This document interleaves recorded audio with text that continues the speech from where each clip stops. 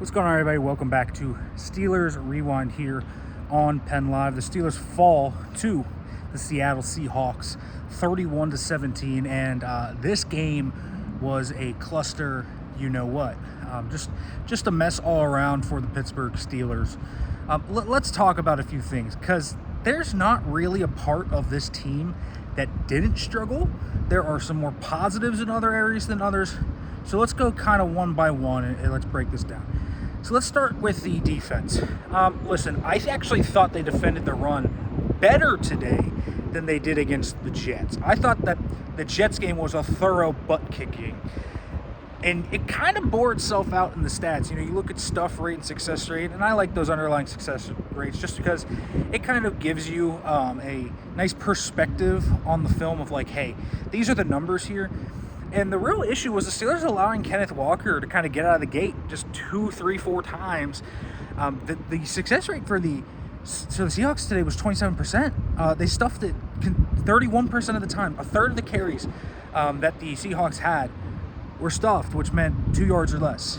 Success rate means, you know, for example, on a first down, are you staying ahead of the stick? So 4 or more yards. If it's 3rd and 1, do you get the first down? So, you know, if it's 2nd and 2, do you get the first down? Things like that. Are you staying on schedule? So they're good stats that kind of relate into staying ahead of the sticks. And so the Steelers actually had not a terrible day in terms of down-to-down run defense. It was the consistent busting of big runs, and that was something that came up in the Jets game, but it didn't come out as consistently this week. It's tackling. There's not a ton of speed, and I think linebacker play, specifically Peyton Wilson, has just struggled. I thought PQ actually was pretty good today.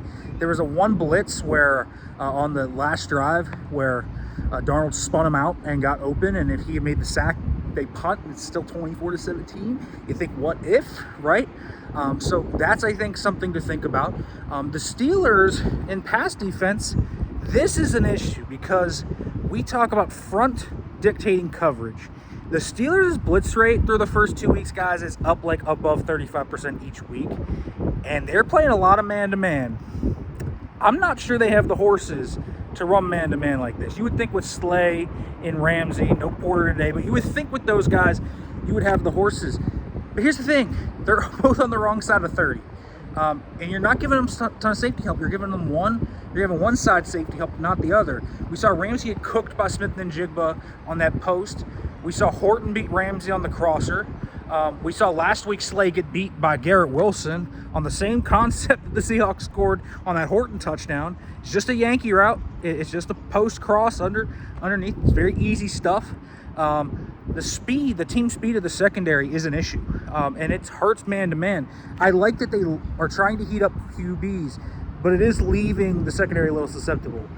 So you kind of got to mix and match. So the Steelers just defensively, I think the details are lacking for this group.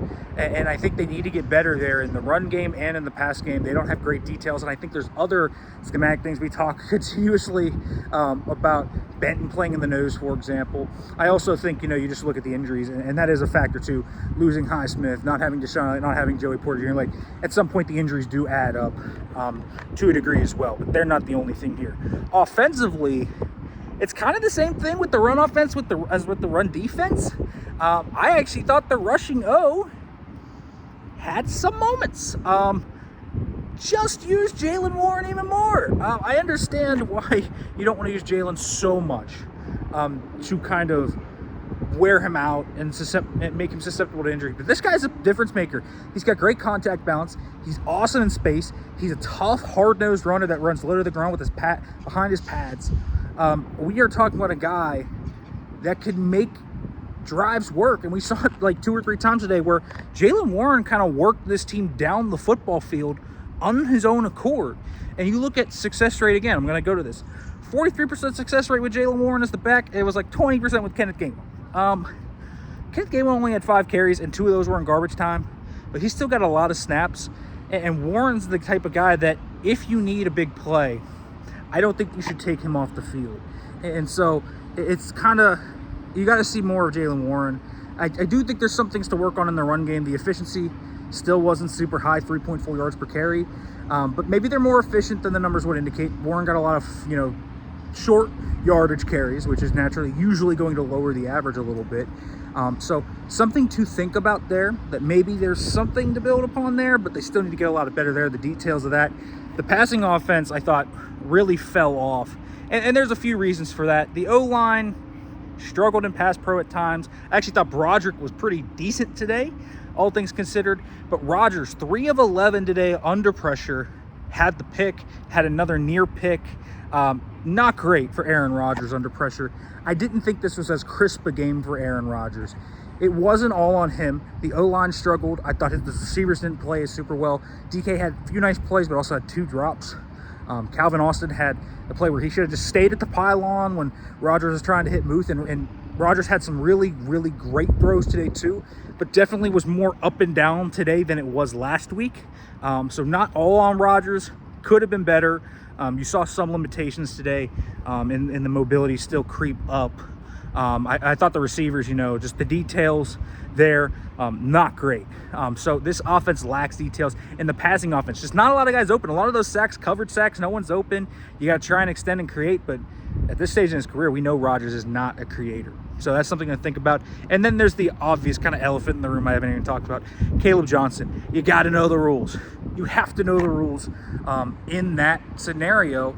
And him not knowing the rules is a direct indication of this coaching staff. And so there's a lot of things I think the Steelers need to go back and work on. I think that they need to utilize the schemes to fit their personnel better. I think there's talent on this football team. I'm not sounding the alarm that there's not talent. I don't think they're being coached correctly. I don't think the details are being hammered in. I think some of these guys are not being utilized in correct manners. So I think there are adjustments this team can make offensively, defensively. I think there are maybe a few underlying signs that maybe things can be fixed, but the injuries are racking up defensively. So we will kind of see where things go. But today, obviously not a good effort for the Steelers, and there's going to be a lot of rage in the fan base, a lot of disappointment, and I think realistically so, this game was one that if the Steelers are in playoff contention in December and January and they look back and just narrowly missed it, it's one of those games you look back and say, this was a winnable game and you should have won this football game if you could have just taken advantage of some other things. All right, folks, make sure to like, comment, subscribe, turn on the notification bell for more, and thanks for watching, everybody.